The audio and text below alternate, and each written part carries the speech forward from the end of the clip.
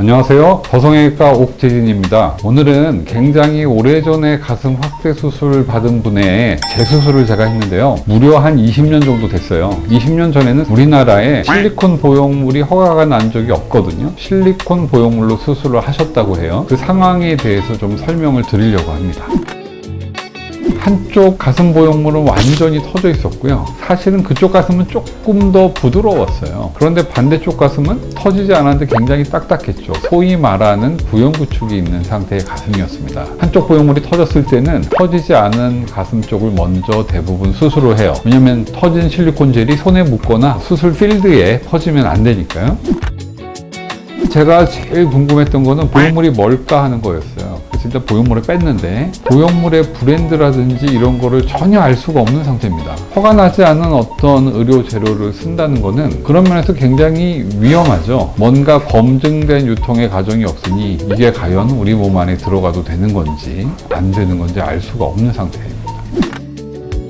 보형물을 쌓는 캡슐인데요, 이게. 제가 이걸 뗐는데 특이한 건 물론 뻣뻣하죠. 두께가 굉장히 두껍지는 않았습니다. 구축이 일어나면 이제 캡슐이 두꺼워지는 경우도 있는데 두껍지는 않았어요. 근데 보시면 안에 뭔가 막처럼 화석 비슷하게 딱딱해져서 이런 조직들이 생겨 있어요. 우리가 이거를 석회화됐다라고 얘기를 많이 하고요. 또는 칼슘이 침착되어 있는 것처럼 이런 변화를 보였어요. 물론 뭐 조직이 괴사를 한다거나 조직의 상태가 급격히 안 좋으면 이런 일이 있을 수 있지만 이런 모양 자체가 굉장히 특이했고, 제가 수술을 하는 도중에 캡슐을 가르려고 여러 번 노력을 했는데 나이프가 잘 듣질 않아요. 그만큼 이게 단단한 조직으로 되어 있다는 거죠.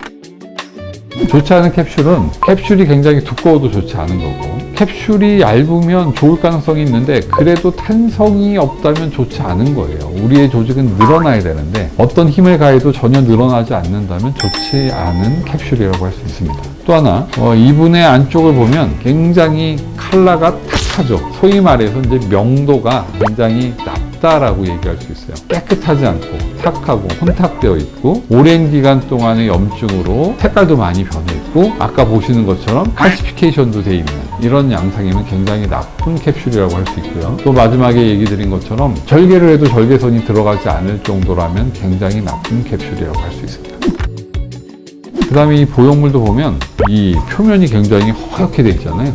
이게 일종의 석회화가 돼가지고 여기에 그대로 고착되어 있는 겁니다. 보통의 보형물에서 이런 일이 잘 일어나지 않아요. 실리콘이라는 것 자체는 원래 조직 적합성이 굉장히 좋아서 이물 반응이 굉장히 적은 머티리얼이거든요. 그런데 이제 그 안에도 종류가 많겠죠. 뭐 인체 실리콘도 있고 공업용 실리콘도 있을 수 있고요. 인체 삽입하는 실리콘도 그 안에 화학 구성이 조금씩 다르기 때문에 그렇게 조직 적합성이 좋지 않다면 여기 보시는 것처럼 석회화가 일어나기도 합니다.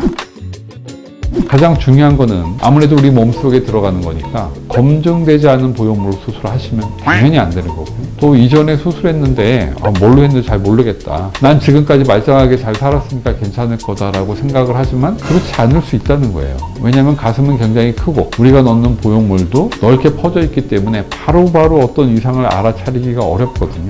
특히나 오래 사용하셨던 보형물은 주기적으로 체크를 하셔야 된다라는 말씀을 드리고 싶습니다.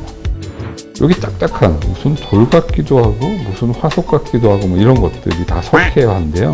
이 부분이 보형물과 맞닿은 부분에서 생긴 거예요. 이러면 이제 굉장히 나쁜 캡슐이라고 얘기할 수 있습니다. 실제로 제가 이걸 한번 갈라볼 텐데 무슨 돌 긁히는 소리가 나요. 갈라지지 않고. 보통 정상적인 조직이라면 확 갈라져가지고, 이쪽에 한번 해보겠습니다. 정상적인 조직이 있는데 이렇게 갈라지잖아요. 그런데 이 부분은 거의 긁히는 소리만 나고 절개가 되지 않을 정도로 심한 석회가 생겨 있습니다. 이 부분이 바닥이에요. 사실은 굉장히 좁은데 구축이 일어났기 때문에 이렇게 오그라들어서 바닥이 좁아질 수 있는 거예요. 이 바닥 안에 이 보형물이 들어가 있었다. 엄청 안에서 오그라뜨려서 얘가 들어가 있었을 테니까 촉감이 좋을 수는 없는 거예요.